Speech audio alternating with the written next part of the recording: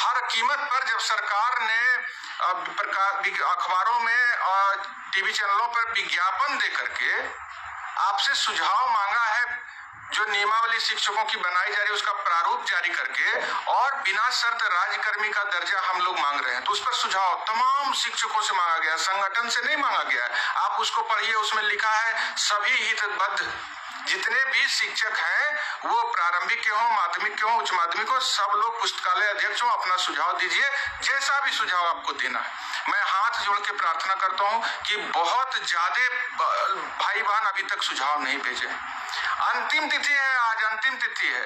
कल आप संगठन के प्रतिनिधि को या फिर आरोप प्रत्यारोप में फंसे रहिएगा, उससे कोई लाभ नहीं होने वाला है। ये संगठन के प्रतिनिधि ऐसे हैं, उन्होंने ये सुझाव दे दिया तो गलत हो गया, उनके द्वारा जो सुझाव दिया गया उसमें एक कमी रह गई, वो सुझाव जो दिए थे उसमें ये भी होना चाहिए। ये सब आरोप प्रत्यारोप से बिना शर्त राज्यकर्मी का दर्जा नहीं प्राप्त होगा। जब सरकार देखना चाहती है कि क्या नेतागिरी, नेता लोग किसी के बहकावे में इस तरह का बात कर रहे हैं बिना शर्त राज्यकर्मी का दर्जा, या शिक्षक चाहते हैं, तो आम शिक्षकों से ही, सभी हितबद्ध से ही मांग लिया है हर प्रकार से अपना सुझाव। शिक्षा विभाग के माध्यमिक शिक्षा निदेशक के ईमेल आईडी को जारी करते हुए उन पर सुझाव, एक पेज में अपना सुझाव लिख के बिना शर्त, सारे जगहों पर हम लोगों ने समीक्षा कर लिया, सारे भाई बहन का एक ही मांग है कि बिना शर्त राज्यकर्मी का दर्जा। और भी सुझाव है, तो पहले बिना शर्त राज्यकर्मी का दर्जा अंकित करते हुए जितनी भी सुझाव आप देना चाहते हैं वो आज अनिवार्य रूप से, अभी हमको पाठ पर बैठना है, उससे पहले चूंकि आज का दिन बीत जाएगा, 4 लाख में से अभी 10-20% ही मात्र भेजे हैं सुझाव।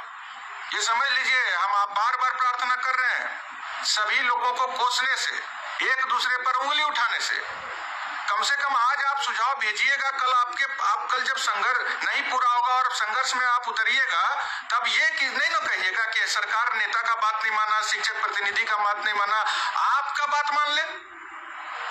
जब मांगा है सुझाव तो उसको प्रेषित करने में क्या कठिनाई है भाई, क्या कठिनाई है? क्यों आज पाठ में बैठे हैं हम, यही 9 दिन जो माता का आराधना करते हैं उससे जो हमारे अंदर में शक्ति आती है, उसके बाद हम इसी शक्ति से संघर्ष करते हैं।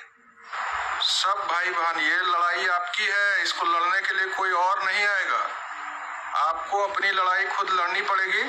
बिना शर्त राज्यकर्मी का दर्जा ये सिर्फ भाषणबाजी से नहीं होने वाला है, इसलिए इसके लिए हमको मेहनत करना पड़ेगा।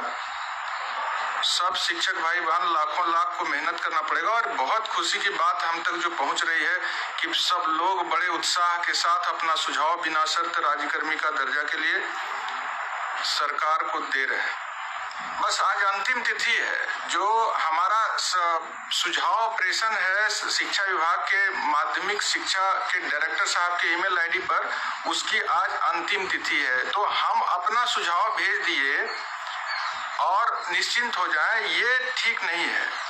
हम उन तमाम भाई बहन जो हमारे साथ विद्यालय में कार्यरत है, यानी कि 4 लाख प्राइमरी से लेके सेकेंडरी और सीनियर सेकेंडरी तक के जितने भी शिक्षक भाई बहन हैं, उन सब का सुझाव जाए, इसकी मुकम्मल व्यवस्था करनी होगी।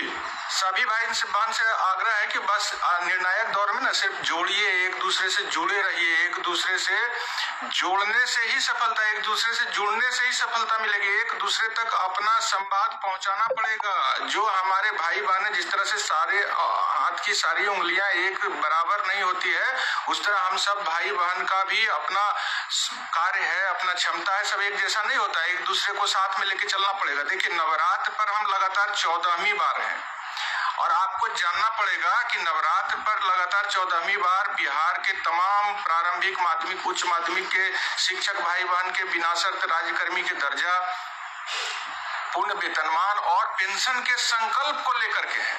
2017 में जब हम पटना में बिहार विधानसभा का घेराव आपके हक अधिकार के लिए कर रहे थे, उसी समय भगवती का आया हमारे पास,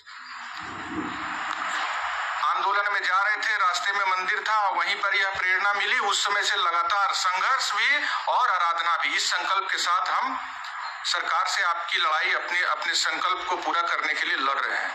आप जान लीजिए, माता रानी ये नहीं कहती है कि आप हमारे पूजा करो और कर्म छोड़ दो। कर्म करो और कर्म करने की शक्ति प्राप्त करने के लिए माता रानी का आराधना। तो हम कर्म कर रहे हैं और उस कर्म को करने के लिए जो शक्ति चाहिए, हमारे अंदर जो छुपी हुई शक्ति, उसको जागृत करने के लिए हम दोनों चैत्र नवरात्रा पर और शारदीय नवरात्रा पर, दोनों नवरात्र पर 9 दिन तक विधिवत उपवास पर रहकर अपने भाई बहन के सुख समृद्धि शांति, तमाम शिक्षकों के सुख समृद्धि शांति, उज्जवल भविष्य, आपकी जो मांग है, आपकी जो मनोकामना है, उसको पूरी करने के लिए ये कर रहे हैं। संघर्ष करने के लिए आप सोचते होंगे कि आनंद कौशल 19 में गिरफ्तार हो गया, इतने लोग थे।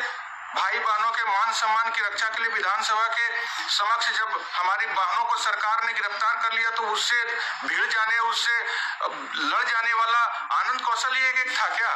नहीं, बहुत सारे भाई बहन संघर्ष में नेतृत्व कर रहे थे, लेकिन माता का कृपा रहता है कि हमको संघर्ष भी ईमानदारी से करने की शक्ति देते।